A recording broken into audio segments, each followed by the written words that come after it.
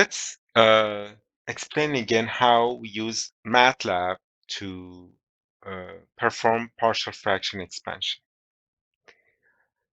So if I want to apply MATLAB to compute or to implement partial fraction expansion, first I need to multiply all terms in the denominator and all terms in the numerator.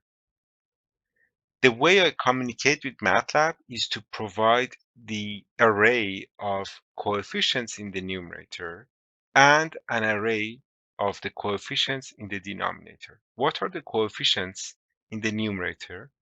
1s plus 1. So it's going to be an array with 1 and 1. How about the denominator? It's 1, 5, 6. So I write residue of 1, 1 and 1, 5, 6.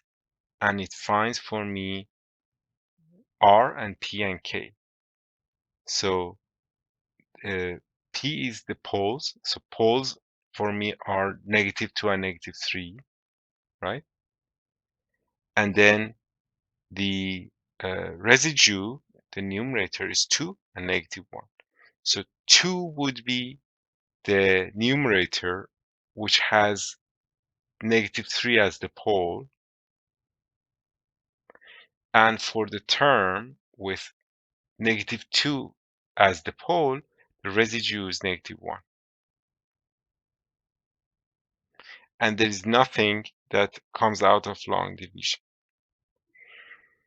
You can use the same command to do the opposite. If you have R and P and K and you provide them to residue, it gives you B and A. It provides to you the array of coefficients in the numerator and the denominator. So, summary of transfer function and PFE. What we learned is that take the Laplace transform of an ordinary differential equation to write it as an algebraic form. We can write or we can turn the result into a fraction, which we call it transfer function.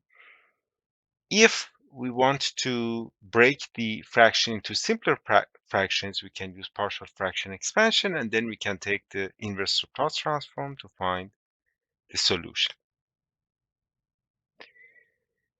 We also realized that we can use Heaviside expansion to find numerators of fractions, which have simple poles or if they have repeated poles.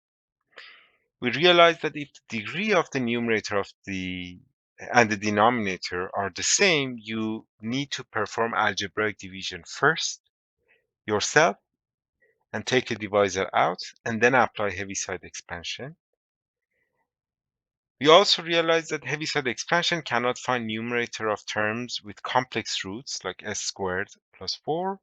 And we learned that we can use residue, which is a command in MATLAB, to find partial fraction expansion.